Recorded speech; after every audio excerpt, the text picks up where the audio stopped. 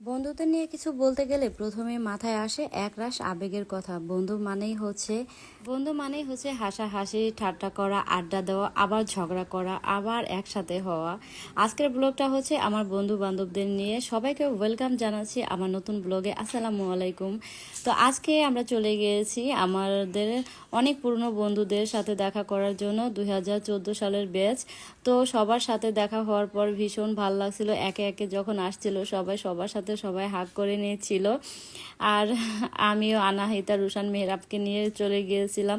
তো আমাকে দেখে তারা ভাবতেছিল যে আমার কত ধৈর্য। আমি 3টা বাচ্চা সামলিয়ে চলে এসেছিলাম, আর ওরা আমার বাচ্চাদেরকে এত ভালোবাসছে আর আমাকে অনেক ভালোবেসেছিল। সেজন্য ওদের সবাইকে অনেক অনেক ধন্যবাদ। যে আসলে তোরা এখনো যে আছিস, এখনো যে ভালোবাসিস, সেটাই প্রমাণ দেখলাম। আসলে বন্ধুরা আসলে সব সময় থেকে যায়।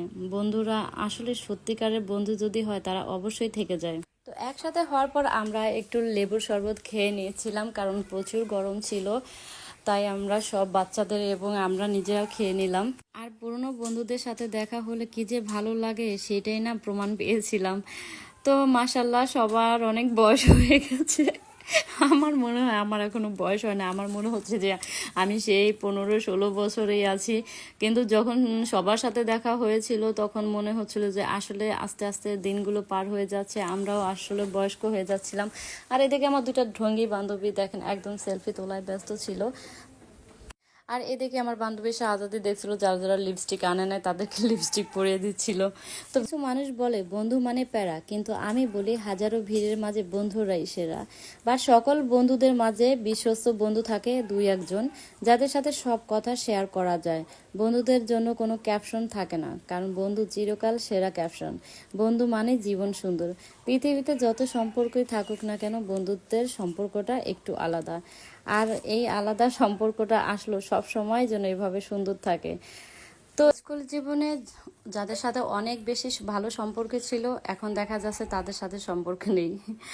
আর আবার দেখা যাচ্ছে যাদের সাথে ভালো সম্পর্কই ছিল না, সারাদিন ঝগড়া লেগেই থাকতো, আর এখন দেখেন তাদের সাথেও কিন্তু অনেক ভালো সম্পর্ক হয়ে গেছে। এরকমই জীবনটা আসলে একদম অন্যরকম।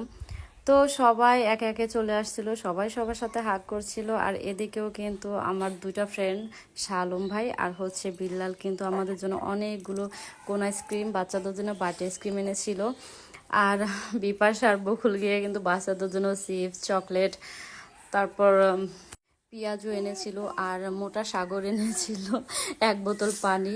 যাই হোক, এগুলো নিয়ে কিন্তু আমরা ভীষণ মজা করেছিলাম, এখানে একটু আড্ডা দিয়েছিলাম, পুরনো কথাগুলো মনে করে হাসাহাসি করছিলাম। আর এদিকে আমার বান্ধবী শাহজাদি খেতে বসছিল। তো ওকে সবাই বলছিল যে তুই ভিক্ষা করতে বসছিস, ওকে সবাই টাকা দিচ্ছিল।